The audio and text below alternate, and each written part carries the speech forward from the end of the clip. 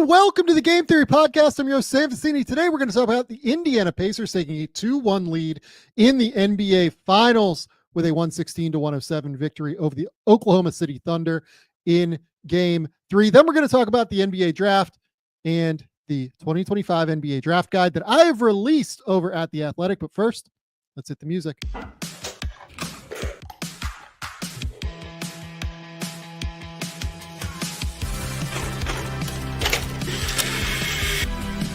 They do have a timeout. Decide not to use it. Way downtown. Bang! Bang! What's this going to be? Wow! Are you kidding me? Hello and welcome to the Game Theory Podcast. I'm your host, Sam Vecenie. But if you watch the tape, what you will see completely orchestrated this game. Bryce, what's going on, buddy? What's up, Sam? How are you? I was right about us getting a fun, competitive, entertaining NBA Finals. Yeah. But since Indiana has won 2 games, I was very much wrong about the Thunder winning in 5 because that is no longer mathematically possible. So it's been a good 3 games, though. I enjoy it. I am truly fascinated to talk about this. And I think where I want to just start is this. Oklahoma City comes out. They play super well in the first quarter, really in the first 7 minutes, I would say 6 or 7 minutes. And from that point forward, Indiana just absolutely put the clamps on them. It felt like to me.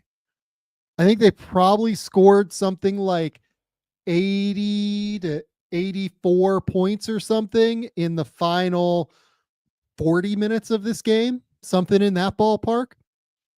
It was a phenomenal defensive performance that I thought was keyed, particularly by 3 guys, but 2 others I think deserve a lot of credit here. So first, Andrew Nembhard was fantastic on Shea all night. Was absolutely fantastic. Did an amazing job on him at the point of attack. Made his life miserable. Second, I think Aaron Nesmith did a fantastic job on defense, as we come to expect. We know that is what he's capable of every single night. He's switchable. He's very tough. He's very physical. The third guy I want to call out is actually Ben Shepherd. I thought Ben Shepherd coming in early in the first quarter completely changed the tone of their point of attack defense. I thought he was fantastic in this game. I know that he was like a -2. I know that he only scored 4 points.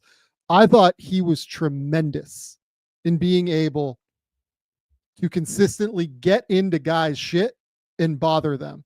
And then the other 2 guys I want to call out, TJ McConnell had that massive start to the second quarter with the 2 quick steals. He just bothers and pests everybody around the court. Really, really tough and physical there. And then finally, we got to call out Tyrese Halliburton on defense too. Sure. I think this might be the best game I've seen Tyrese Halliburton play defensively. I thought he struggled in the first 5 or 6 minutes. And man, did I think he was great on defense throughout the rest of this game. Look, I'm not going to sit here and say he was like an all defense level guy in this game, but I thought that his anticipation off the ball was really good.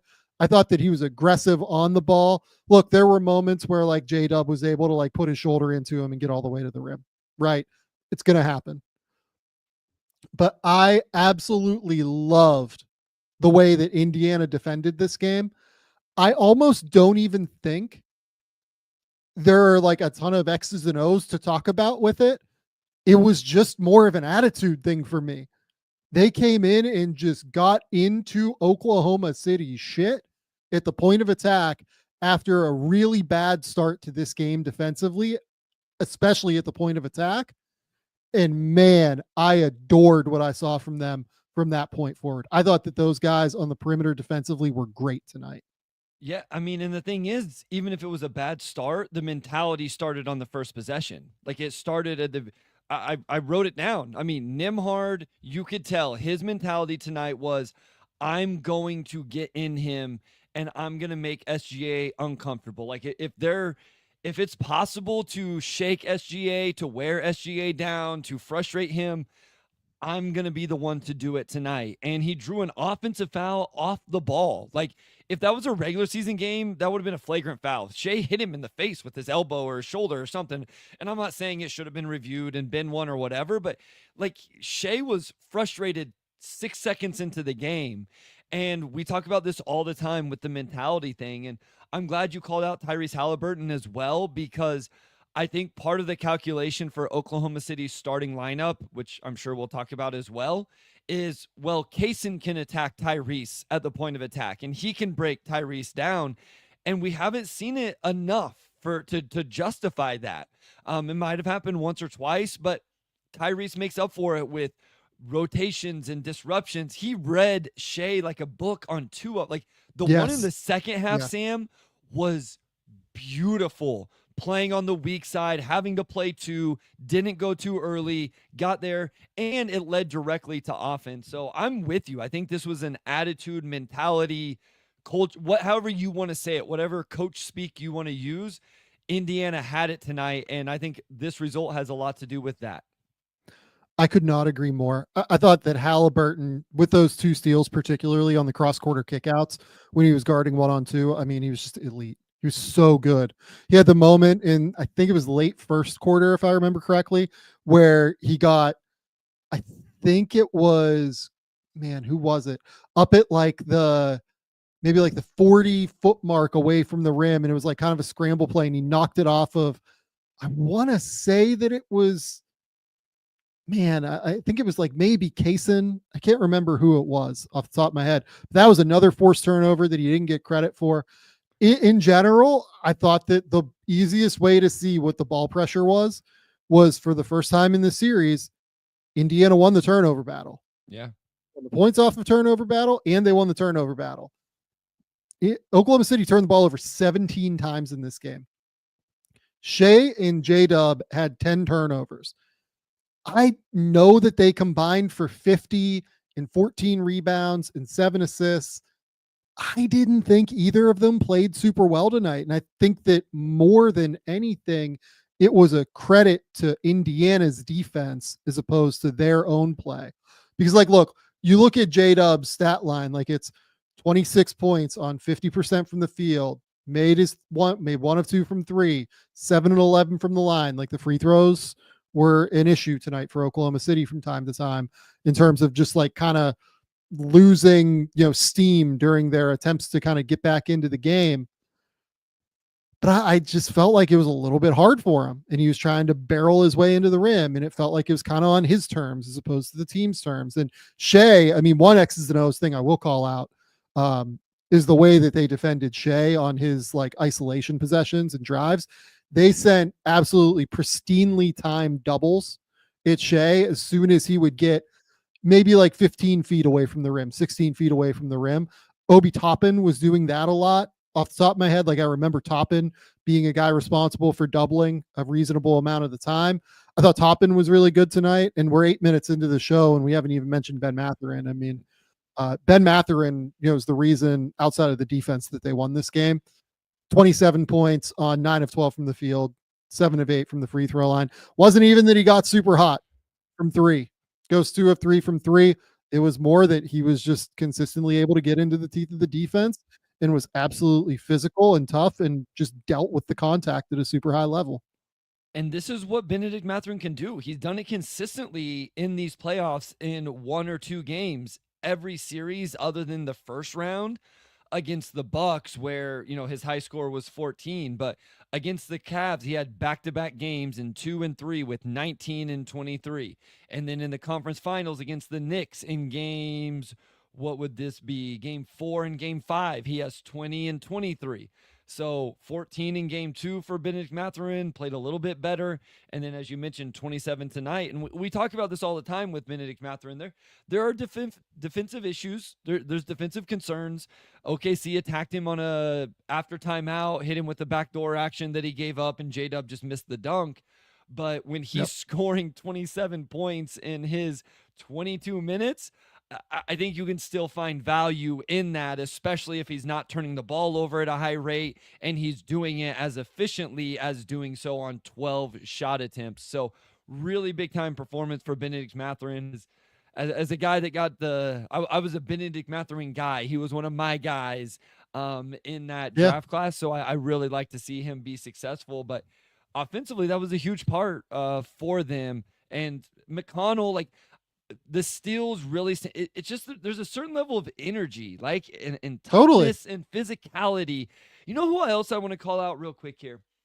I thought Miles Turner was kind of awful for at least the first 28 I would say minutes of 3/4. yeah, okay. I was gonna say 28 minutes, but definitely up till halftime, and then he came out at halftime and it didn't get any better. I thought he had a tremendous fourth quarter, Sam. Like Unbelievable. I always like coming on here. I talk about teams responding, players responding, and how that's my favorite thing in sports to watch. Watching Miles Turner respond within the game tonight, where I still think he's dealing with something. He was limping at times tonight, even, and having and making some of the shots and the defensive plays he made. I was so impressed and so happy for Miles Turner in that moment. He was really rough in the first 3/4. I thought Chet was the best player on the court, basically, for the first 3/4 of this game. His ability to completely, maybe Hallie at the end of the day, honestly, if I'm thinking back on it realistically, but my goodness, Chet, I thought, was a monster for the first 3/4 in this game. His help defense, his switchable defense, timely rotations, and then he had like 20 and 10 all told in the game. It felt like he had a ton in the first quarter. Obviously, he had 10 in the first quarter. Like, he was a monster, even though he went 0 for 6 from 3. And in the fourth quarter, I thought Turner just completely did away with him. He just completely made life miserable for him. And he was physical, and he was tough, and he was strong. The moment, I think it was like the 6-minute mark of the fourth quarter, where he just straight up bullied Chet to the rim and then just like put his ass into him, and Chet just flew backward, and then he just like went up for a nice little right-handed layup. Man, I thought Turner's fourth quarter was a huge reason why they were able to close this thing out. I completely agree with you. They're just timely in the way that they go about it. And, look, we're here now 12 minutes into this thing. We haven't even called out Tyrese Halliburton outside of the defense. Like, we haven't called out his offensive game. 22 points, 9 rebounds, 11 assists, took 17 shots, which is something you and I have been harping on in the first 2 games here. He was aggressive after the first 5 or 6 minutes of this game. He was on point. His passing was terrific. He got into a verve, it felt like, where he was just really, really effective at finding defenders, and then being able to map where his players were compared to them. Like, man, I thought Halliburton just completely controlled the game again tonight. Like, he was so good.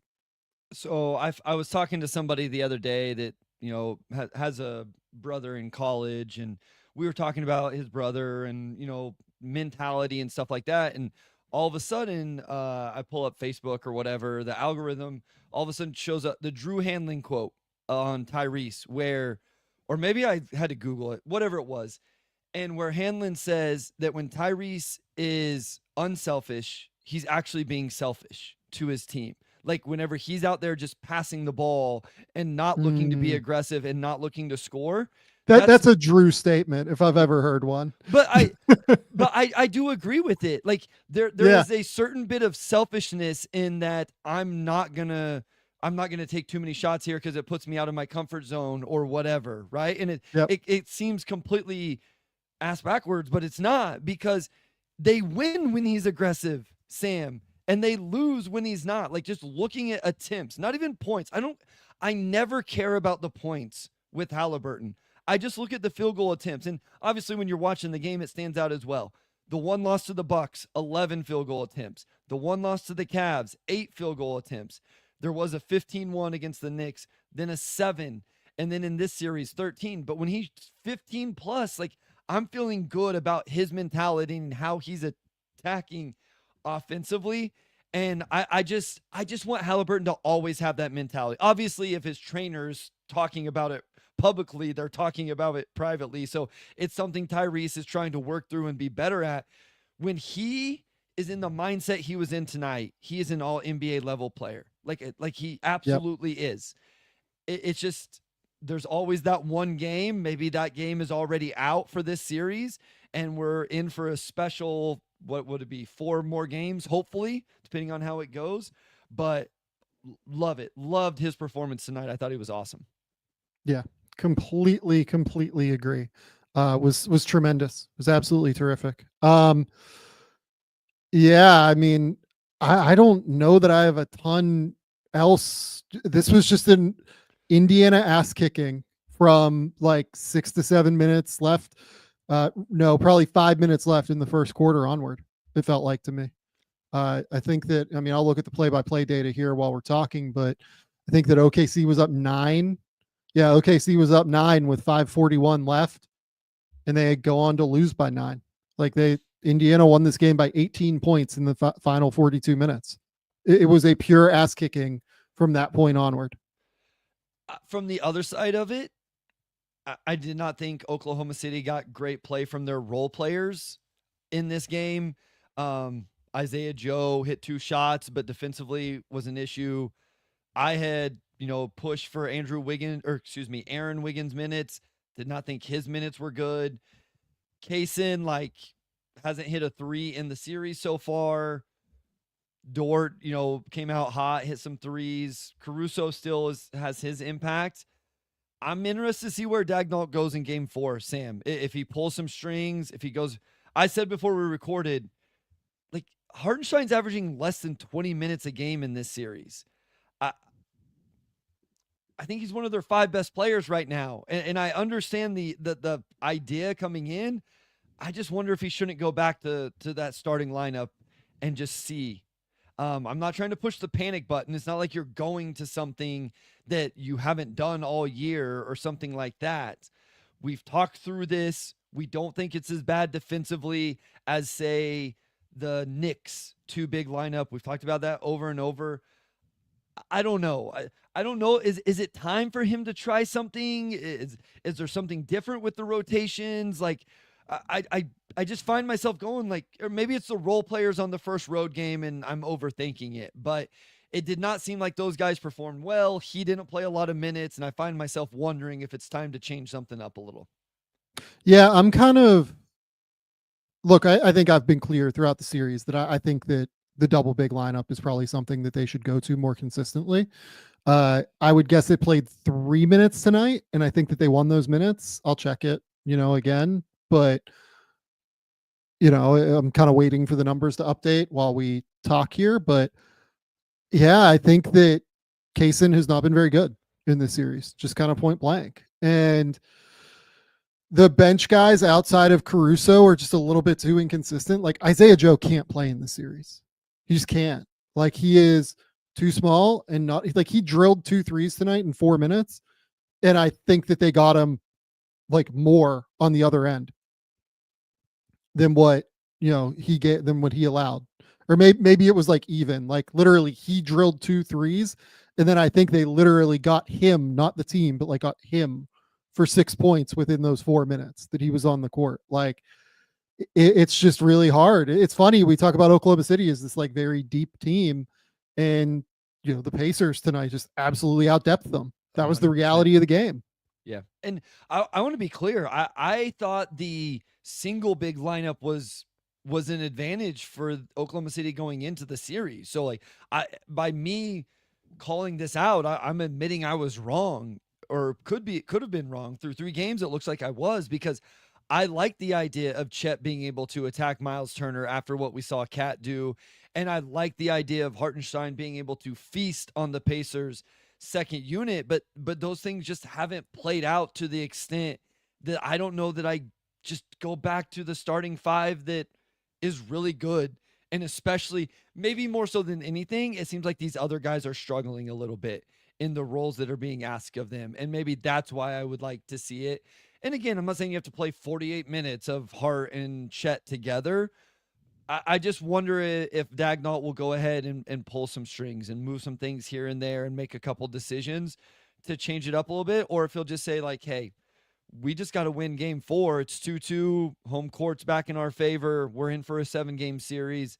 And then wait for a potential, do you wait to go down 3-1 before you make a decision, right? On something like that. So this is a huge game 4. I'm interested to see if Daigneault makes some changes. I'm fascinated. Yeah.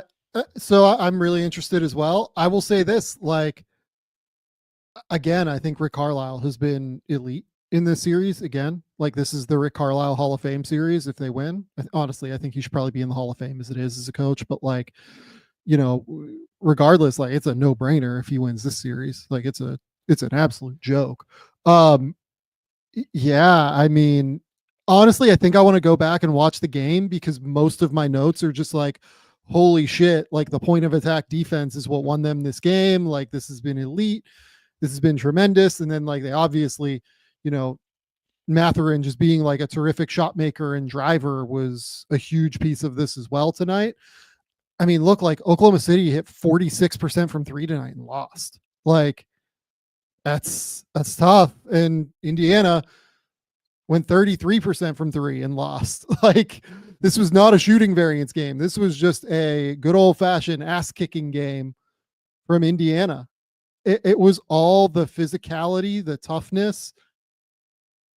Obviously, Oklahoma City started like raising the screen level to be super, super like into the backcourt. Like I bet if we see where Hartenstein, particularly when he was on the court, if we see where his screen level was, it might be like 40 feet from the rim, honestly. And that accounts for screens that he sets like, right at the 3-point line, like 24 feet from the rim. You know what I mean? So I thought he was, I thought Indiana's defense was terrific. I thought that Oklahoma City tried to adjust by getting Shea downhill a little bit more consistently, but I thought that Indiana's defense and help, and I thought that their willingness to just fight and scratch and claw to fight back into plays just made life absolutely miserable.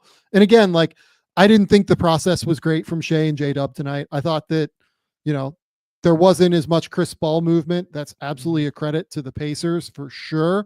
But I also think that Shea and J-Dub were like a split second late as well tonight in terms of their decision making on offense. The ball stuck a little bit. There was stagnant. The flow of the offense wasn't great. I found myself going like, are they that reliant on forcing turnovers and getting out in transition to get momentum going? Is it just the Pacers defense? Is it game 3 of the finals and you're on the road for the first game and you're trying to adjust? What is it? That's why I'm interested to see how they respond in game 4, because I felt the same way. I do think two things I would love to see them. They ran the Shea off ball back screen again after a timeout and got a bucket. I know you can't just run that 15 times in a row, but I would like to see them continue to incorporate Shea's off-ball gravity to get other people good looks or downhill drives or whatever. I would also just like to run traditional ball screen stuff and see if Indiana can guard you.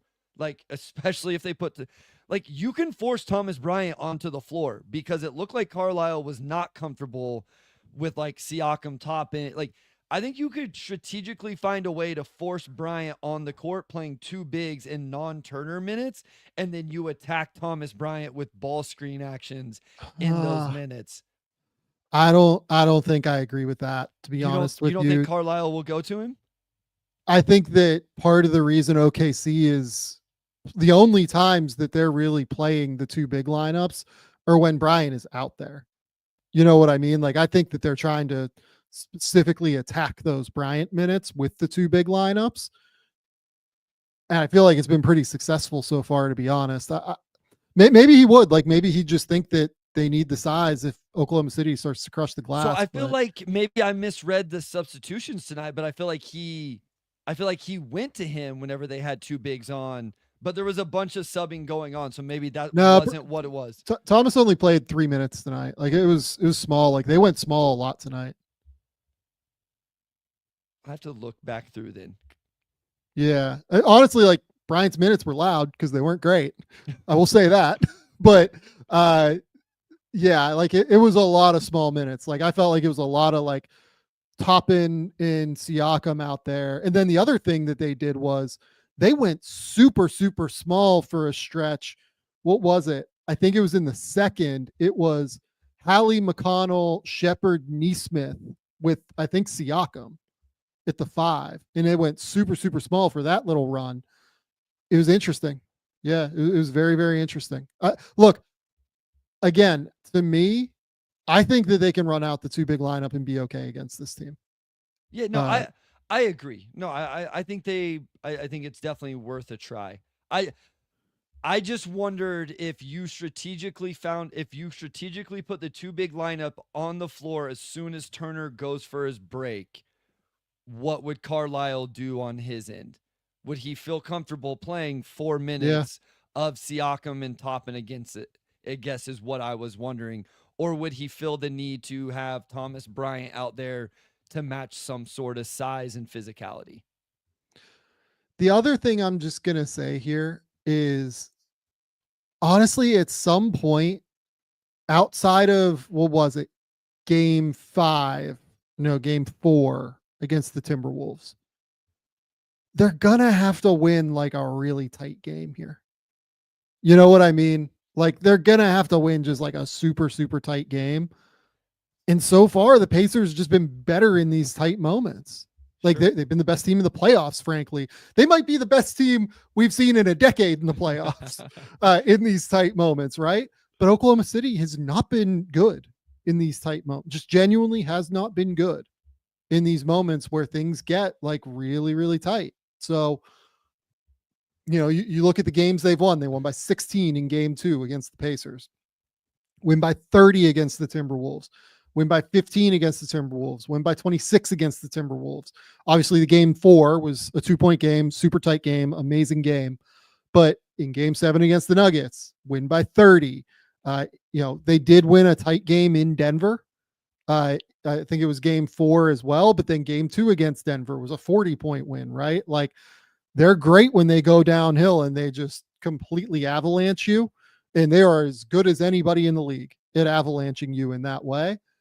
But you know what? Like they're going to need Shea to like make some tough shots at some point. And it hasn't been like super sweet there yet in the playoffs.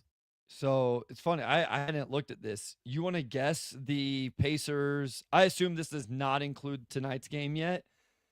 You want to guess the Pacers clutch rating in the playoffs this year? Net rating I would in guess the clutch. it's like plus 35. I would guess it's like crazy. 34 minutes plus 45.7, a 145.7 offense, straight 100 defense. Want to guess what the Oklahoma City Thunder's is in 31 minutes? So we're talking the same sample size. I would guess it's like a -5. Negative 2.5, 108.1 Yeah. and a 110.6 defensive rating. And to your point, Sam, OKC is 5-4 in 9 games played. The Pacers are 9-1 in 10 games played in clutch situations. It's a great point that Indiana has just flat out been better than pretty much anybody, but definitely better than Oklahoma City, who has been, by those numbers, average at best when you look at a 5-4 record and a negative net. That's right. I think that's absolutely right. So I'm interested to see kind of what we see from Oklahoma City here moving forward. We'll talk about it obviously when this game occurs on, what is it? It's Saturday, right? No, Friday. Just one day. This is the one time we only get one day in between. So, beautiful. Yeah, one day off, play Friday, and then it's 2 in between the rest of the way. Fantastic. Okay. So let's go on ahead and hit a quick little ad break now. Let me get the ads up here, Bryce. Sorry about this. So we got to shout out our good friends over at MANSCAPED. Father's Day is just around the corner. And let's be honest, Dad does not need another coffee mug or a pair of socks. It's time to give him something he's actually going to use. Meet the Chairman Pro from Manscaped, the perfect Father's Day gift for the dad who deserves to look and feel his best. This isn't just any razor. The Chairman Pro is a high-tech, dad-approved grooming upgrade. It's an electric face shaver that can tackle up to 5 days of growth and features 2 interchangeable blade heads. Whether he's cleaning up for golf, dinner, or just another nap on the recliner, make sure he does it with style. The Chairman Pro is perfect for the dad who taught you how to shave and now needs a reminder how it's really done. Have him join over 12 million men worldwide who trust Manscaped. Do you know what makes Manscaped so great? They have 2 interchangeable skin-safe blade heads. The skin-safe 4-blade foil is for that super close shave, and the skin-safe stubble trimmer is for that sophisticated 5 o'clock shadow look. Both are designed to help reduce razor burn and irritation, so skin feels smooth and comfortable after every shave. It's also waterproof, so it can be used in the shower, and it can be rinsed under the sink after use, which makes cleanup a breeze. Most importantly, though, it comes with a 2-year warranty on all powered devices, giving you peace of mind with every use. Get your dad a Father's Day gift he will actually use and get the Chairman Pro for 15% off with code Game Theory at manscaped.com. MANCAPED. Oh my God. MANSCAPED.com. Manscaped.com. That's 15% off your entire order with code Game Theory at Manscaped, MANSCAPED.com. Or if you need it today, you can go to any Manscaped store near you. My goodness, Bryce, I went full Barkley there and forgot how to read, forgot how to spell. This is where we're at here. Okay. Second part of this episode is going to be Bryce and I talking about the NBA draft. I've released the 2025 NBA draft guide.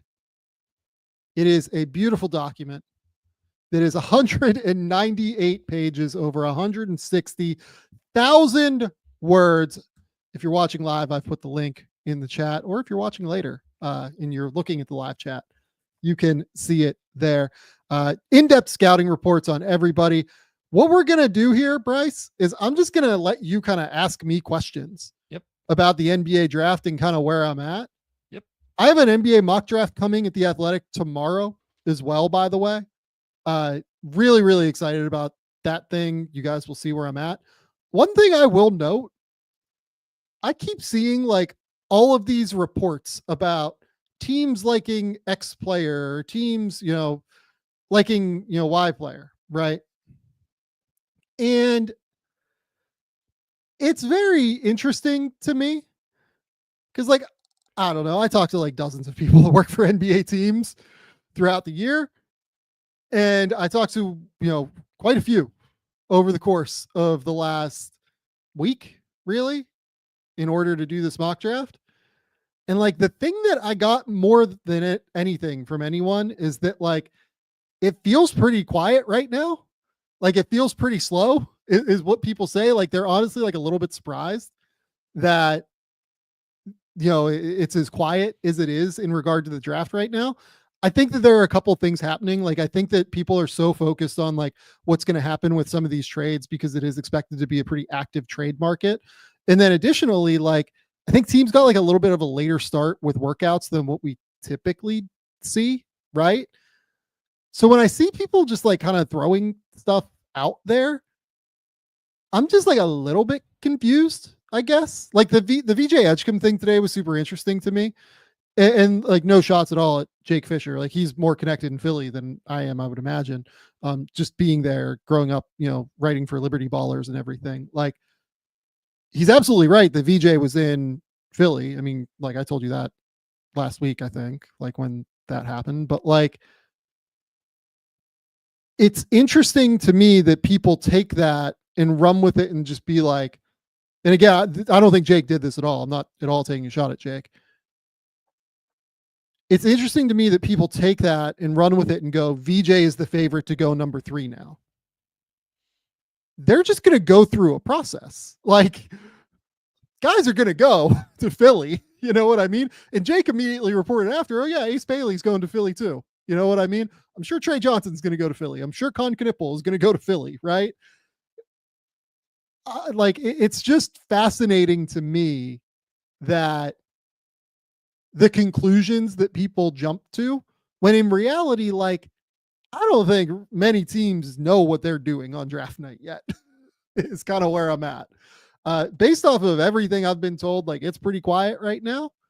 And I am very, very interested to see where that kind of lands. Do you have any thoughts on that, Bryce? No, I mean, I think what you said there at the end is right, where teams, I was talking to a scout today and he essentially was asking me about a few players because he was going to pitch a few guys to their scouting department in terms of how these guys would fit at their draft position, and it was just like, so obviously they haven't made their decision because they're still doing these, Totally. it was his turn to essentially pitch his guys at their draft position. I assume each one of them in their scouting department gets to do it. So, yeah. And so you do your due diligence on every player because you're not going to get to draft all of them, but you want that background knowledge if they're on the trade block in 2 years, or you just acquire them in a bigger deal that they're thrown into as part of, or, they end up, past their rookie contract and they're available as a free agent. Like, that background knowledge allows you to figure out, why was it not working? Why is he a free agent now? Like, we really feel strongly he went to the wrong team, and so we feel better about, signing him after. Or we always thought he was going to be a second team guy because he was young or immature, or the jumper wasn't there yet, whatever. So you're going to do your due diligence on all of these guys. Yeah, it's just interesting to me. I just think that like teams are way more wide open right now at this point in the process than what people seem to be suggesting on the internet right now. So the other thing I want to talk about real quick before we get into the draft, this thing with the Knicks is like not abnormal. Like, teams ask pretty regularly, like, hey, we want to talk to X coach about potentially hiring him to be our coach. Knowing that he's under contract, would you have any interest in negotiating a trade with us? Right. You have to get permission to talk to the coach first. This happens. Like, and again, like, I do think it's news that, when these teams like decide to reject a thing, like, this isn't a shot at Shams by any stretch. Like, I think it's news just to say like, hey, like Ime, Jason Kidd, Billy Donovan. I think that Casey Johnson reported that in Chicago. Like, it makes total sense that it's news when these things happen and report and all that stuff. Like, it's worth reporting that this is a thing. It is news that for those teams that they are rejecting this, right? But I think that people then running with it and then being like, oh, this is a catastrophe for the Knicks. This is like, whatever for the Knicks. I can't believe that they're getting turned down X, Y, and Z, and taking away from that nobody wants to coach the Knicks, or this is a totally flawed, fucked up process. Like, that is where it's like, no, this is like normal. This is fine. They're undertaking a process. Do I think it might have been a little bit hasty to fire Tibbs? Maybe, right? Like, very possible. It was a little hasty to fire Tibbs, but they were going to undertake the process to replace him anyway. So, like, go do your due diligence on if Ime Udoka will go. Go do your due diligence on if Jason Kidd will go. Simultaneously, while you're doing your due diligence on, hey, like, what was Taylor Jenkins like in Memphis? You know what I mean? What was Michael Malone like in Denver, right? Let's learn what we're going to get here, right? So the whole thing is just like strange to me, and that's my annoyed media rant for today. Sorry. We just need him to hire a coach so we can record our off-season preview. I literally don't care about anything else. I just want we've already recorded one. I don't want to record another and then have to record a third because they hire the coach after we record the second one. So just work on our time, please. I would appreciate it. That's right. Okay. Someone asked, what's going on with Giannis? I'm seeing conflicting reports anywhere. Yeah. I don't think you are, to be honest, because I don't think anything's happened yet with Giannis. So that's my read. Like, I think that this is pretty simple. There's nothing going on with Giannis right now. Seems Eventually, like KD's the name people need to watch in the very near future, right, Sam?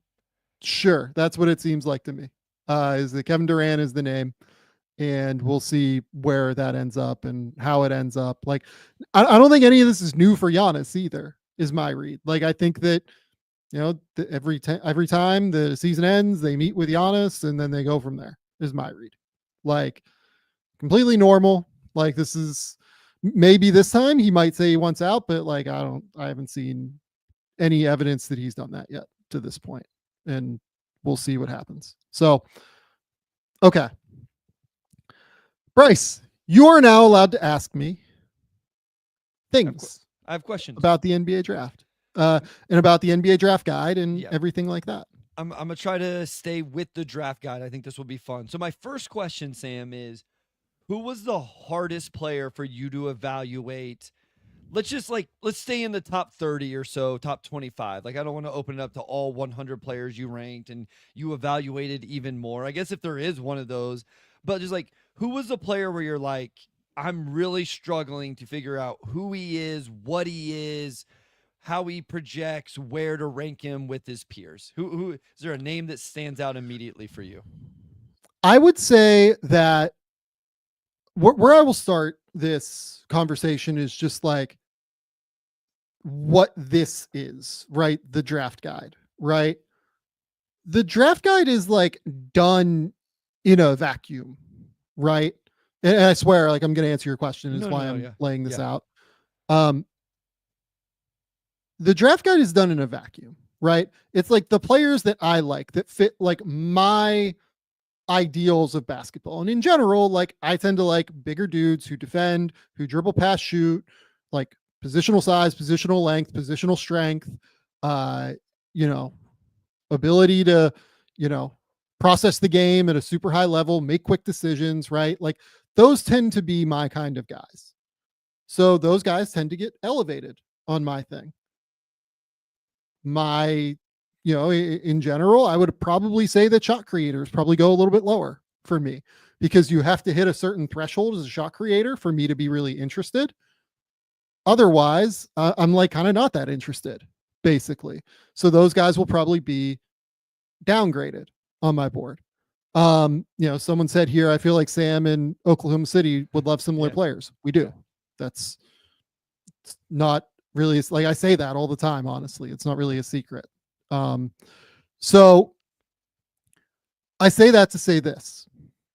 Because the NBA draft guide is in such a vacuum in many ways, their players tend to be, or like the players on the board tend to be ranked like something in like a middle ground of where I think of them almost. And the perfect example of this is the answer I'll give you to your question now is Colin Murray Boyles, right? Yeah, sure. I think that if I was working on the team side, there is no circumstance where I would have Colin Murray Boyles ranked at 8th, where I have him, right? I would either have him like in the top 5 or I would have him like at 18 or something like that. Yeah. Because I think that it's going to take a very specific organization to get the most out of his unique skill set. It's going to take a coach that is creative and is smart in how he utilizes lineups and thinks about lineup constructions and thinks about like stylistically how to use like a smaller, like 4-5 hybrid kind of player. And on top of it, it's going to take a specific roster to be able to make him work at his peak level, right? It's going to take a specific ideal of how you want to continue to craft your roster in order to make it work for him. So me personally, the reason he's on the higher end of this list is like, I think that he's probably going to be a really valuable player on a winning team at some point. But at the same token, like I rank players on this board for what their draft, value is going to be to the team that selects them. Mm-hmm. Right. It's why like I'm a little bit lower, I guess, on Drake Powell than some people are. Or frankly, even like Will Riley. Like I've come to like Will Riley a pretty decent amount. The more I've watched him, I just think it's probably going to be for the second team that has him at the end of the day. Like, I think it's more likely he's like awesome, when he's like 25 as opposed to when he's like 22 to 23. So I say all this to say that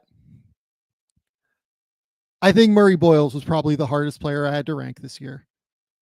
I think it's because largely of the exercise that I'm doing being very different than the exercise that NBA teams are doing, because they're drafting for a specific situation. Yep. I'm just ranking players on some level, and I'm ranking players like in my mind in terms of what's valuable in the NBA, what's not valuable in the NBA, but I'm doing a different exercise almost than what they are. Sure. I think it's a similar question, but maybe a little different.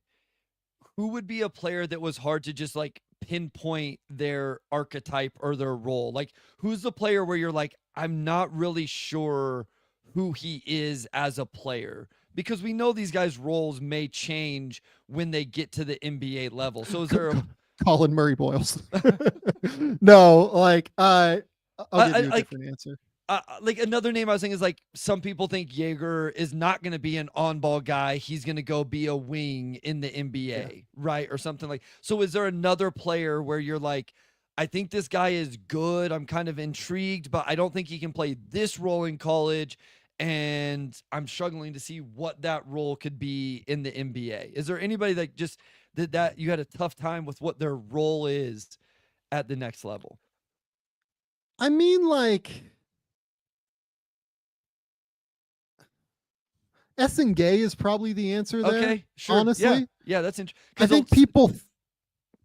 Go ahead. I was just gonna say because like some people are like forward, like maybe even a little less than a forward, and then some people are like he's a big, and so he falls into that same mold, right? Of what exactly does it fall into? Yeah, like I think people want him to be a big, or people want him to be a wing. Yeah. And like he might have to be on some level because I don't know that the frame is ever going to like really fill out and he's going to be like some physical beast, but like the game is almost more that of a wing or a big. I'm sorry. I didn't mean wing. Like the game is more that of like a big, like he is not really like a shooter right now. 26.4% from three, 25% on catch and shoot threes in the half court. You know, like I guess the shot's improving, but like I think mechanically, like in terms of his base, it's going to take some time to like really work through that. It's not like a great ball handler. Like it's more that like his gathers are really good. Like when he picks up the ball, he's actually quite good. But he's not like, you know, able to slice and dice dudes with the ball. So like what's the offensive role? It's like more of a play finisher, right? Sure. It, you know, whatever he's going to measure at, we'll see. Well, he has to get those measurements done within the next like 4 days or so. So we're going to get them at some point soon. He's just a really tricky one. Like the pathway for him on some level is like he kind of just has to be like a Pascal Siakam kind of guy to me. And I think Siakam's like center of gravity is like a little bit lower, which is helpful. Like I think Gay's, you know, center of gravity is like somewhat higher. So I am very interested in how his game translates to the NBA level, given where the skill set is. And honestly, I think the defense is like more of that of a big as opposed to a wing. Like he's more like, you know, big who can deal with switches sometimes, sure. as opposed to like a like tried and true, you know, wing defender out there. Like he gets leveraged like pretty regularly, and like gets blown by more consistently than what people think whenever he's guarding. And I think that like his, you know, second and third efforts like have gotten better throughout the year. I do want to give him credit for that, but like especially like early in the season, like middle of the season, like it was just really not great. So the athleticism is fantastic. Like the fluidity is super impressive. Like he has a lot of real skills that are really cool. Like his ability to get flexible and like draw fouls and find like little cracks and creases. That's really, really valuable. But like in terms of not knowing exactly what the role is, I think the answer is probably him. Love it. I also want to say we have a bunch of new subscribers on the YouTube channel. We go live for the NBA draft. So if you are new to the Game Theory podcast, just know that we will be live for all of the picks, first and second round, coming up at the end of the month. I want to make sure you guys know that so you can join us and make plans to do so. Who was the easiest eval, Sam, other than Cooper and Dylan? Like, who was just like, I know who this player is. You're 10 minutes into the film, and it's just like, okay, he's going to do this, this, and this. Here are the limitations, but I feel pretty good about it. Even though you watched another 2 hours of film, you already had a pretty good feel for it. it's probably Khan, Yeah. right? And like I have Khan at 3. Like, and here's the other thing too. Like, again, if I was like ranking for a specific team, the guys I have 3 through 6, like Khan, Ace, Trey, and VJ, right? Like, I'd probably have those guys in a different order for every team, Sure. right? Like, if I was drafting for a specific team, like I've talked about Utah, I'd probably take the swing on Ace if I was Utah, because they just need like a swing guy to me. And they have like a ball handler in Collier who can at least like pass and hopefully get him the ball in spots. Like, they have some interesting players that I think work well with Ace to me. So I'm when I say that, like, I have these guys in like an order, like, don't take that as like, oh my God, like he has Khan at 3. He thinks Khan is going to have like this drastically better career than Trey. Like, I think that, probably Khan fits more places than Trey almost, because he's like a little bit more complete of a player right now than what Trey is. But yeah, I can easily see a world where Trey gets the right landing spot, develops, because he's a crazy psychotic worker in the best way. And it's just like, yeah, like this guy took a massive leap moving forward. Khan's tape is just super easy. Like, he's just very complete as a basketball player. Like, he can play off the ball, he can play on the ball. He's a super, super smart processor of the game. Unbelievable shooter, like truly elite shooter. Was damn near 50, 40, 90 this year at Duke. You watch the games in the ACC tournament, he was capable of playing on the ball, could run ball screens, could attack, could get to the rim, like not regularly, but occasionally when he needed to. Has a nice little in-between game when he needs it. Defensively, I think he's way tougher than what he gets credit for being. Like, he is so good at using his chest and his strength to be able to kind of send guys where he has to send them. He's really good at directing players into where his help defenders are. Always makes the right rotations, just very engaged, very cognizant, just not like wildly disruptive, right? But yeah, I think Khan is like the easiest guy to like kind of make work in a variety of places. Okay, so I always wonder about this with mine because I kind of mess around with my tier breaks a lot. Is there a tier break you had, whether from like nobody was going to get up there with Cooper in your tier 1, and I assume nobody was going to get with Dylan in tier 2, like the Kasparis Ace tier break, the Common Danny Wolf tier break, the Cockbrenner Adu Thiero tier break.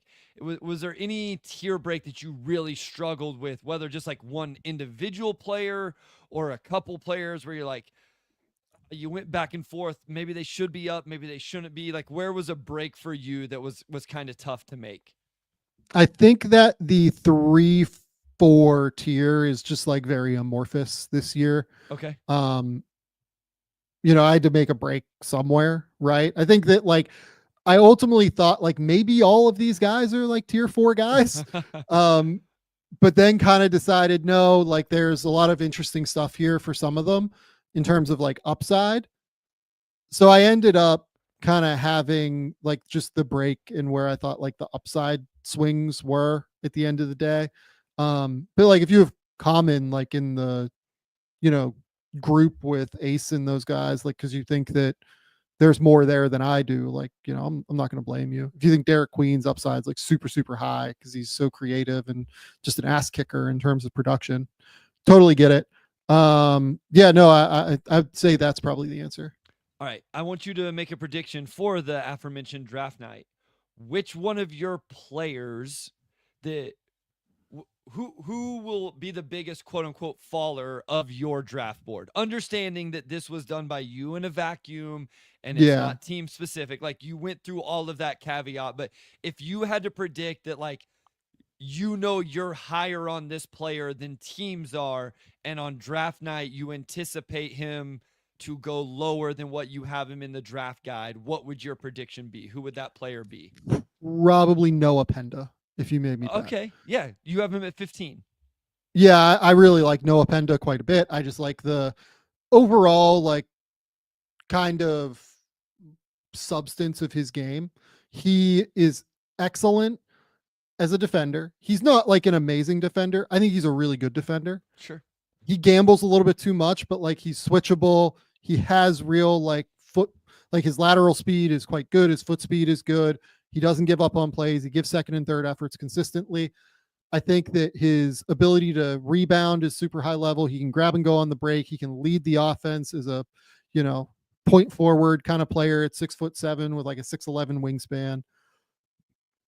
I really, really like just the overall shape of his game toward being a high level role player in the NBA. Super high level processor.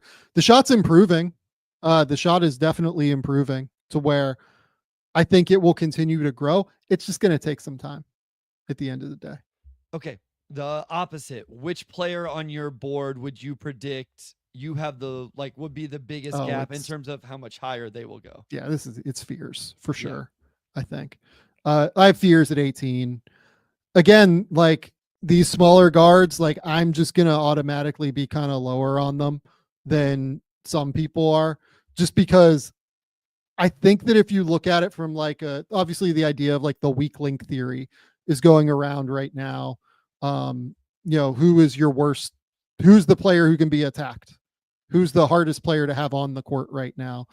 Isaiah Joe in this game was like the ultimate like weak link theory, because like he drilled 2 threes but really struggled defensively, right? Like Jeremiah Fears is going to have to hit such a high level to be a useful NBA player that's like not a bench player. He's going to have to hit such a high level to be a starter, maybe is the way to put it, right? That I don't think I would want to be the person that makes that bet. I understand somebody else doing it if they think that he's going to really improve as a shooter, if they think that he's going to continue to improve his finishing, if they think that the passing ability will continue to open up as he plays in like a scheme that's a little bit more wide open. I do get it. But like somebody asked in the comments, like, is he a primary or a secondary creator? He has to be a primary creator. Like he can't be a secondary guy to get the value that you need out of him in the top 10. I totally get it. I understand the appeal. It's just not for me. If the Pelicans want to take him at 7 because they don't have a great, young guard, if the Nets want to take him because they like the upside swing, sure, sounds good. But yeah, like I think I literally mentioned like Colin Sexton in the draft guide in regard to Jeremiah Fears. It's very reminiscent of Sexton to me in terms of how it all comes together. He's maybe a little bit more fluid in terms of like his dynamic movements and flexibility than Sexton, but like Sexton's a better shooter for sure. So, in terms of the actual idea, yeah, I would say that. We've talked about this a little bit. Where does your kind of like intrigue of names stop? So, the fans of teams that have second round picks, and we've talked about this with how NIL has kind of watered down the second round and stuff like that. Like I just look at your draft guide and it's probably 41 for me and that's like I'm interested in Niederhauser. You have Janai Broom at 40, James Martin, Alex Tui 37. So right around there. I think the last time we talked about this, you were a little sooner than that. Is that the same thing? Where you're like, these names are kind of interesting. I know you have a tier break at 36. So it's somewhere between like 36 to 40 for me. Yeah. So somewhere in that ballpark. 36 to 40 feels right now. A little bit away from just like specific names and stuff like that. I assume we have listeners who want to get in this space, maybe are trying to get into this space. Starting and doing a big board is hard, Sam. Like I have had to do this, and not to nearly the extent of a million words like you. What would be your piece of advice to somebody aspiring to get into the NBA draft space and doing scouting, creating a big board, whatever? Like, what would be your advice to somebody that's just starting out, trying to get a grasp of how to go about doing that? Be open-minded is probably the way I would say it. Like, just be open-minded to a whole lot of different beliefs be open-minded to a whole lot of different belief systems. Not everybody evaluates basketball the same, and that's totally okay, right? Um, in terms of because look, like at the end of the day, if you're getting into this, like the level I've learned from the time I was 24 and got hired at CBS, right? Like to where I am now, like I've grown drastically, and like I've become drastically smarter at this, and like as you gain like wisdom and knowledge and everything, and like the biggest key to that is just being intellectually curious and like open-minded about listening to other people and like hearing out other people's opinions, because you probably won't agree with everything that somebody says, but if you're actually open-minded and you actually listen to others, you might take away something that is fairly interesting, and you'll think about it a little bit differently, and you'll try to analyze that in your head and think about the way that that comports with how you think about basketball. Like it's open-mindedness and like intellectual curiosity, I think, would be my like kind of pieces of advice for people. Love it. So I know when you do this, you watch college basketball all year long. You've watched these guys before the season, etc. Who was the player that rose or improved, not improved, but like that you moved up the most on your board through like your deep dive? Like when you really sat down to write Yeah. their profile and really dove deep. Who was the player that you're like, actually, I like this guy a lot more than I thought going into this like deep dive part of it? Yeah, I would say Danny Wolf is probably up there. Okay. I think that he just moves way better than people think. Like, I get it that he looks like a big white stiff that's like from Chicago, and like his family like has money and like, you know what I mean? Like it's a whole thing, right? He looks like that kind of person. But he moves like way better than what people give him credit for. Like his lateral agility is not bad. Like, especially for a 7-footer. Like he is, the thing is that like he is more switchable than Common Malawatch right now. And you hear people say that like, oh yeah, like Common, like he's going to be like a switch big. Like, I don't really think so. I think he's going to be more of drop big. Like Yeah. Michigan actually like genuinely switched with Danny Wolf this year and felt pretty okay with him out on guards. Now, I'm not sitting here saying that he's going to be like a good defender in the NBA. I think he's a little bit hoppy in terms of dealing with, moving and, when he tries to get out there and guard somebody laterally.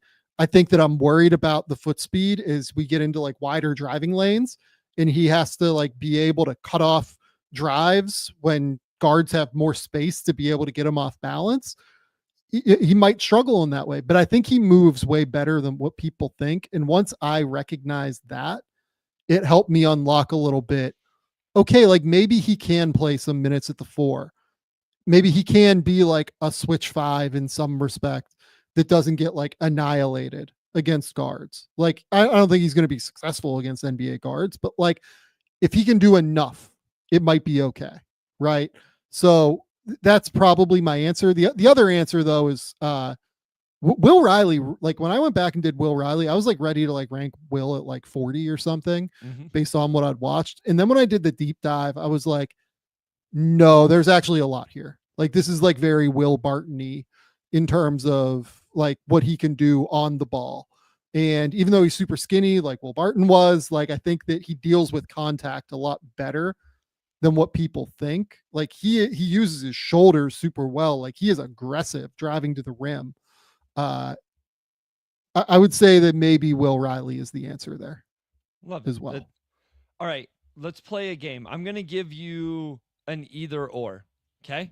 So I'm going to give you two. You can either get these two players or these two players. Okay. In a vacuum, no team context. All right. So you can either get Dylan Harper and Jan Beringer or Con Knipple and Derek Queen. Dylan Harper and Baron J for me, for sure. Because Harper is just like Harper's the best player there. I came like he's like a high end of tier. It's funny. Whenever I do this, I always think of Titus making fun of Seth Greenberg, who's like a clown, but like whatever. Like I always think of him making fun of Seth Greenberg on for his having show. tiers within tiers. Tier 2A, B, tier C 2A is definitely Dylan Harper, right?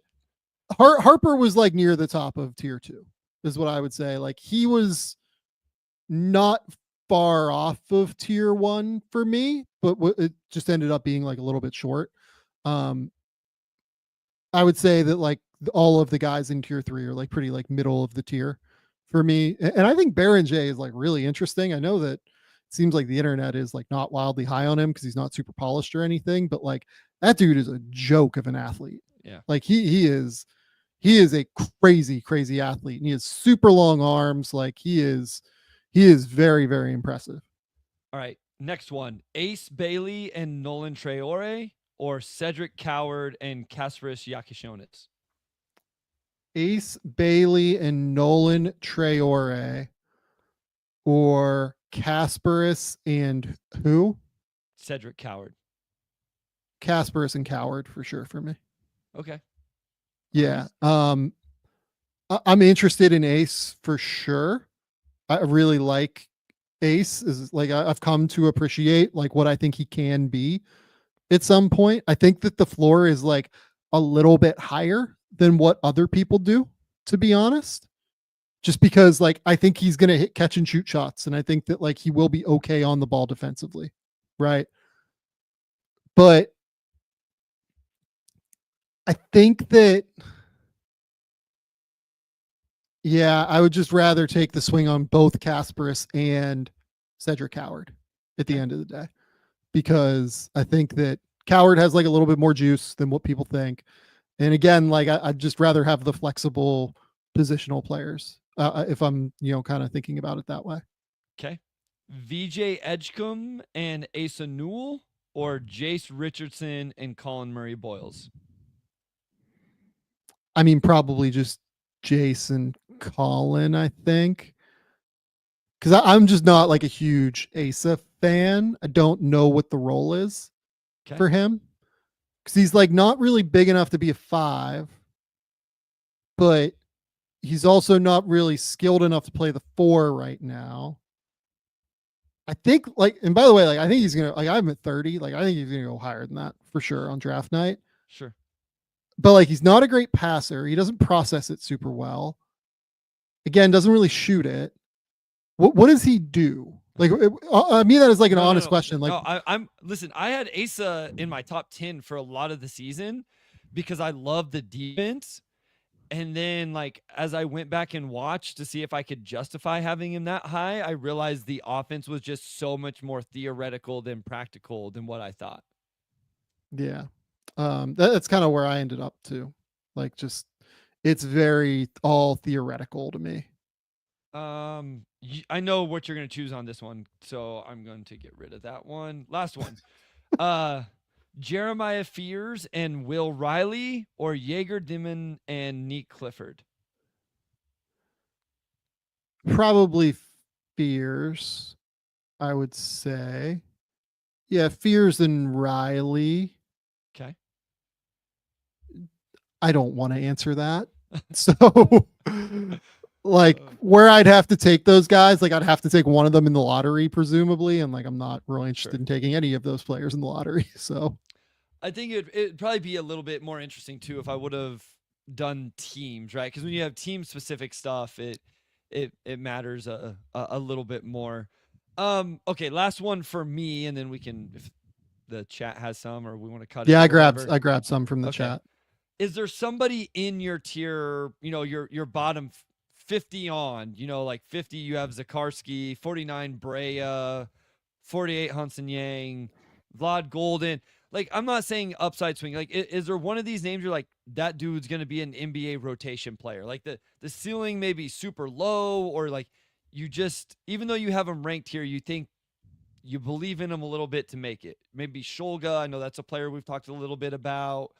Jameer Is Watkins. Bryce Williams at 43 too highly ranked here for me? Because No, I but- feel like he's not highly ranked elsewhere. Yeah, I would like to hear the Bryce Williams, because I've had people pitch Bryce Williams to me and I didn't love the tape. So I'm struggling to see it.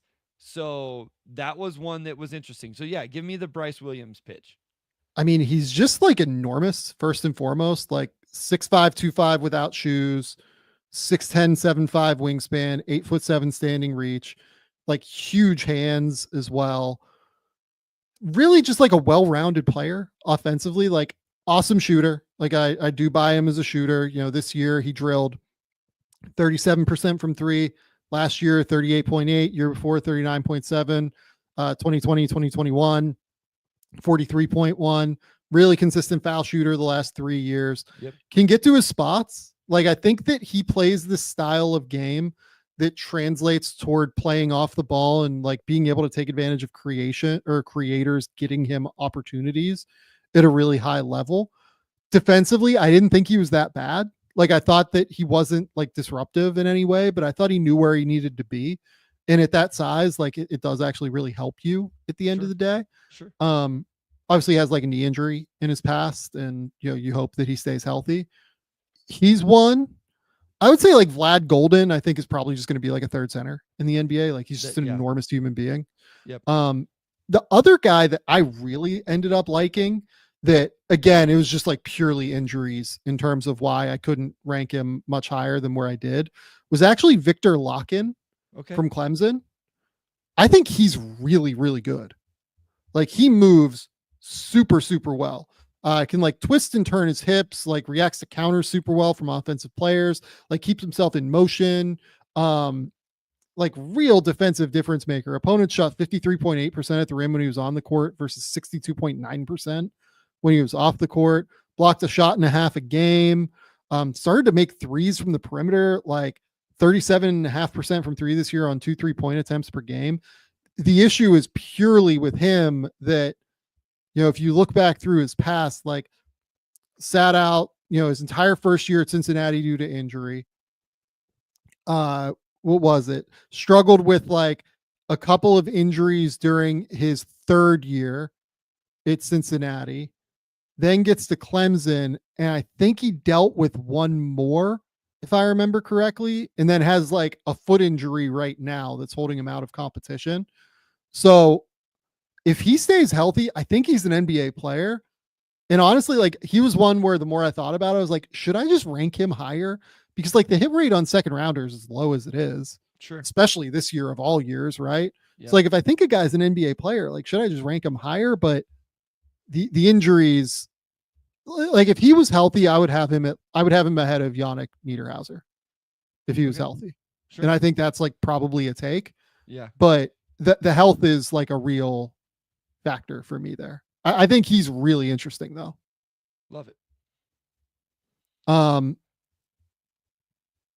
Yeah, and then like other guys that people will mention, like honestly, I mean, it's hard because like the guys that I like, I've ranked higher, right? So like I think John Tonje is probably somebody whose consensus is like in the 40s or 50s, right? I have him at 36, so like I quite like John Tonje. Sion James, his consensus is probably outside of the top 40. I have him in the top 40. Elijah Martin, his consensus is definitely outside of the top 40. I have him at 39, right? So like if you made me pick my guys, like those would probably be my guys for this. I just naturally have them higher, and you asked, you know, about guys I have lower on my board. For sure. Okay. So from Ron Burgundy 79, shout out Ron for the super chat.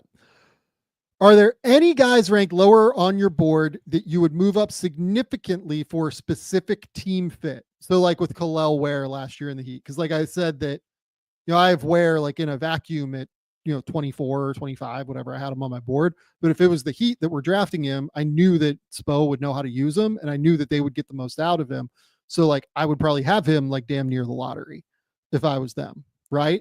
So, you know, honestly, this year, great question. Like, if you told me a team with like a super point guard that would be able to feed Berenje buckets, like drafted him, like I would have him probably, 10 to 15, like 10 to 12, right? If you told me that like the Pacers or the Celtics or somebody drafted Kalkbrenner, I'd have him like even higher than I do now. I think that dude's just gonna like play in the NBA for a long time. What about Jaeger? Is there a team that you're just like, I would take him higher because I think they could use him right and the offensive system would be correct for him? The funny thing is, I've been thinking about that. Like, if Minnesota drafted Jaeger, I think it'd be really interesting. Just already having Ant, like that could actually be really fun to me. Having that like dynamic downhill scoring threat for him and like pull up threat, so he could just literally focus on like setting the table. Yeah. And I feel like Tim Connolly like tends to like those like bigger, smart, high IQ players. So maybe him. Yeah, it's interesting. It's a good question. There are a few of them this year. Yeah. Murray Boyles would be another one. I kind of brought him up in this conversation earlier. From Rachel, who is Sam's Cam Spencer this year? Con Knipple. It might be. I do like Con quite a bit. Shulga. I don't. Shulga. I've like gone off of Shulga like a little bit. Okay. He's a good player, but like it's not quite the Cam Spencer love. It might be Elijah Martin, honestly. Martin. Yeah. I think Elijah Martin's just tough as shit. That dude's fucking awesome. Like he is a bulldog defensively. He is a physical like freak athletically. He is powerful. He will like literally knock dudes off their line. Like you can't go through his chest. And he can shoot. It's probably Elijah Martin for me this year. I have a top 40 on him, and I think his consensus. I mean, I'll look at where Chepkovich has him on like the consensus board, but like, yeah, Chepkovich has him at 53 on the consensus board. It's probably Elijah Martin right now. Meshack is like an honorable mention as well, right? I do love Meshack. It's the defenders. Like, give me the like absolute dudes on defense. Like, Meshack is like nowhere near the consensus board, I would bet. And I have Meshack at, 58 or something. Cause like, 59. I genuinely think Meshack like might be one of the 20 best perimeter defenders on planet Earth right now. He can't offense, like just across the board, just can't offense. But the defense is incredible. Like, give me that dude. Like, if I'm like in like a battle, like I want that dude on my side. You know what I mean? He guards. There's no question. Yeah. So Runner Dude says, give us 5 teams for whom, if you were working for, you would have Colin Murray Boyles top 5. Oklahoma City would be one, probably, right? I think they just really would know how to use them. I think that, I've thought a lot about San Antonio with him, right? Like I keep going back and forth on that because like the whole idea for me is if you have Victor, you don't want somebody that can put a center on Murray Boyles and put the power forward on Victor. You want to make the center guard Victor. But I think they would really know how to use him when he was on the bench, or like when Victor was on the bench, and then like maybe you could get some minutes with Murray Boyles and Victor. That'd probably be a team. Look, Houston, like just Houston, right? Is the team we've talked about. Yeah, like Houston has a lot of these guys, but like that's because they know how to use them, is the thing. Like I think Ime would freaking love Murray Boyles because of how smart he is and how sharp he processes the game on defense. Like I think Ime would love that dude and would love to have him around. Yeah, like trying to think of a few others. The Clippers, I think the Clippers would really know how to use him. Like Ty Lue would love having like another versatile defensive chess piece. The other team is like, I think Utah would really just like, I just trust Will Hardy to like figure out how to use these like really smart basketball players. And they really desperately need a defender in like the grossest way possible. He'd probably be a name here for me too, for Utah. I like it. Yep. This is just a information question. I noticed the Nets had workouts for guys mocked around all their picks except for the high 20s. Is this a sign those picks are moving? Look, I think the Nets absolutely will be active in trade conversation just because they have 4 first-round picks. And, the draft, like on some level, kind of runs through them a little bit. Runs through them. It runs through Philly. Like they're the teams, right? I will say, though, that like I would guess that the Nets are having these workouts for guys ranked that they have ranked higher in the assumption that some of them might fall to 26. You know what I mean? Yeah. Like that's very, very plausible. Or like some of them just aren't getting reported. I was gonna say, you know like, what I mean? I don't follow the Nets specific beat close enough, but I know some, like for Detroit, we almost never get workout names. Like very, very few. So, and I know every team is a little bit different, but sometimes the names just don't get out. Yeah. From YouTube user, did Sam rate Berenger low because of team intelligence or because of his own scout on him? Do I have Berenger low? Yeah, on the consensus board, Berenger is 24 and I have him 19. I don't really think I have him low, to be honest with you. I like Berenger quite a bit. It's just like he is like quite raw, and I just tend to be a little bit lower on these like, rim running bigs at the end of the day. Like I'm pretty consistent on that over the years, honestly. I like them. I just don't totally like I think that they can be NBA players for sure, but you got to be like a monster defender and you got to be like somewhat ready on that end for me to like really love you.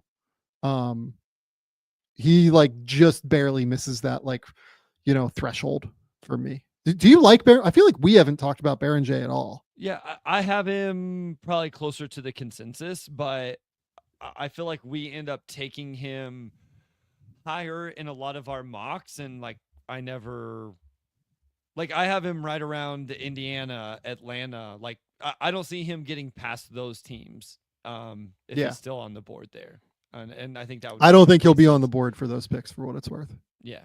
So, like if I'm Atlanta and I want him, I think I have to take him at 13. Sure. At this point. From Robert, is Amari Williams draftable? I've seen like an Amari Williams push recently. Amari is an interesting player. I just really don't think he can move is the problem. Like he has active hands on defense. Yep. And like they were really good defensively when he was on the court. Like they shot 6.6% worse at the rim when he was out of the game, according to CBB Analytics.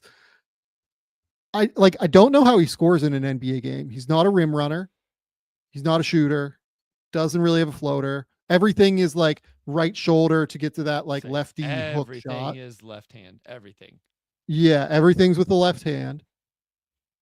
And then on defense, like Kentucky's defense this year was bad. Like just being like transparent about it. Kentucky's defense this year was not very good. And while he was a huge part of any semblance of defense they had, like, on the interior, I think he was also a huge portion of the reason why they struggled on the perimeter defensively. He like when he was on the court, they hemorrhaged giving up 3-pointers. It was like really, really ridiculous. Anytime that somebody had like a spacing 5 out there, like he just couldn't deal with like a pick and pop at all because he's so like kind of like lumbering in his movements. I love the passing. I think that he is like a real playmaker in that respect, but it's also like all off of a standstill. It's all like you put him high at the top of the key or like at the 3-point line. And he's like Hartensteining, like finding cutters that way. But like Hartenstein, you can short roll him and he can throw lobs. I didn't really see any of that from Amari this year. I saw more like Hartenstein has a way to score as well. Like he's a real downhill rim threat because he's bigger, he's stronger, like he's more athletic. Amari doesn't really have that, unfortunately. That's all. Those are he's draftable like in the 50s, I think for sure. But I'm not quite as high on him as some people seem to be. Yeah, I have him a similar spot on my board that you have on yours. Yeah. Okay. questions I want to answer. Anything else here? I would like to formally request permission from Game Theory to speak with Bryce Simon about the Knicks coach vacancy from some person named Andrew Claudio. GMAC would like permission to speak. Bryce. Turn in your request to the school district and, more importantly, my wife, and I'll let you know what she says, Andrew. Follow-up question from GMAC. If the Thunder lose this series, they have to fire their coach, right? That's how it works. You lose your job if you lose to the Pacers. Kenny Atkinson is not going to lose his job, you know? This is GMAC. We love and appreciate it. Love and appreciate you. We're very happy to have you around here. Last question, and this is just like more based on seemingly what the Kevin Durant thing is right now, because we wanted to finish on that. From Sebastian, shout out to Sebastian, thank you for the super chat. Where would Castle, Sohan, Vassell, Wemby go in this draft? He wants to do a combined 2020 to 2025 redraft. I will do like best prospects of the last 10 years since I've been doing this. I am going to do that at The Athletic. We might do it on the show at some point too. It's a good video, honestly. I think Wemby goes 1, like, very clearly. Yeah. Are we talking about them now, or like what they were as prospects? Let's do it as prospects, even though I didn't scout Vassell, so I won't be able to answer that one. But Vassell would be in the same range that he went, like somewhere like 7 to 12 for me in this class. And I think I had him like 10 that year, like right around there. I don't remember the exact. Please don't go back and like look at my board and be like, no, you had him 12, or like I had him like 10 to 8 to 12, somewhere like that. I had him. He'd go somewhere in that same ballpark this year. Steph is Sohan. Like, okay, let's say I think Steph's the most fun one. So yeah, where would you have Sohan? Where did Sohan end up going? 9th, I believe. 9th. So I'm trying, like, I don't know that I would like him more than CMB, would I? I think it's like 9th. Yeah. I had Sohan 6th in that class. It was a little too high, I think. I think you'd go 9th in this class, probably, for me, like somewhere in that ballpark. Yeah, I think he'd be in that next tier, 9, 10, something like that. Yep, I agree. And then Castle is the fun one. Yeah. I loved Castle last year. I had him at 3. I would say he is probably number 4 or 5 for me in this class. Yeah, so I had Castle a little bit lower.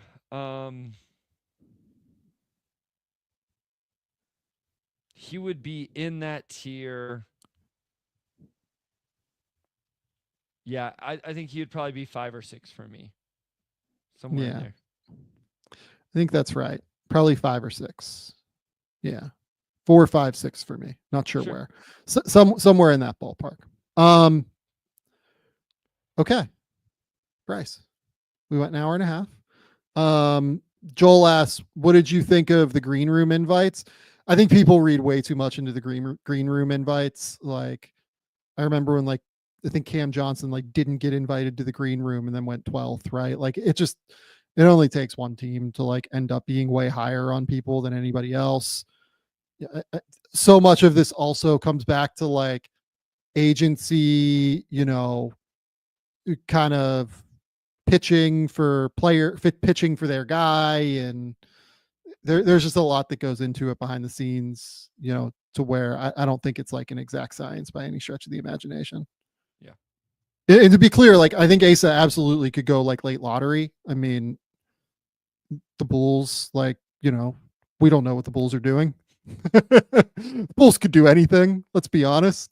There was a report about them liking Jaeger Demon. They have Josh Giddey, and they're like, yeah, let's draft another one of those guys. Like, I think Jaeger is very different in some ways than Josh, but like, I don't think they can play together. Yeah.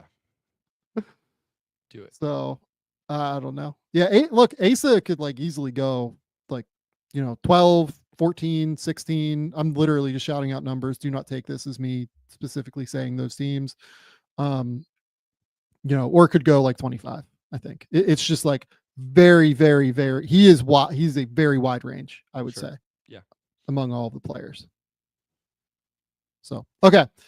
Bryce, tell the people where they can find your work. Tell the people what's going on. Yeah, at Motor City Hoops on Twitter, on Blue Sky. Over on the Substack, I have 6 or 7 video breakdowns of some of the players we talked about in the late first round, top of the second round range. And I dropped my first NBA free agent potential acquisition. Again, it's a little bit of Pistons flair, but today's with Jake LaRavia. Thursday, I'm dropping a Naz Reid. Friday, a Sam Merrill. So if your team that you root for may be in play for any of those guys, those are dropping, and I'll have some more coming on later this month. The Pistons Pulse podcast, otherwise Game Theory podcast with the Sam Vecenie. Go to The Athletic. Keep me employed over there. We will be back on Friday night to talk about Game 4 of the Indiana Pacers and Oklahoma City Thunder. The draft guide is out as we talked about it here. If you want to read the entire thing, it is 160,000 words. It is so much more in depth than what Bryce and I talked about here. My full top 100 board is there. There's so much information. If you want to know anything about these guys, like, it's funny. I was on Kyle Mann's podcast earlier. I don't know if that's out yet. If it's not, it'll be coming, in the next 12 hours probably. And he was like, we were talking about Johan Berenger, and I was like, yeah, I think part of it is like his dad's like a physiotherapist, and like I think that maybe, he might have had some advantages there in terms of just like, figuring out like how to use his limbs and like how to use like his body and things like that. And Kyle just looked at me. He's like, "You're an absolute sicko. Like, is that in the draft guide? Like, do you know why? How do you know that his dad's a physiotherapist?" I was like, "Look, yeah, I do my research here, guys." I will be on Kyle's podcast, the NBA Draft Show over at the Ringer. We do love Kyle over on this show. We might make Kyle come by before the NBA draft at some point because he's the best. Go to The Athletic. Keep me employed over there. Again, hit the subscribe button. You'll be able to read the entire draft guide. That's all we got. That's it. Until next time, we will talk soon.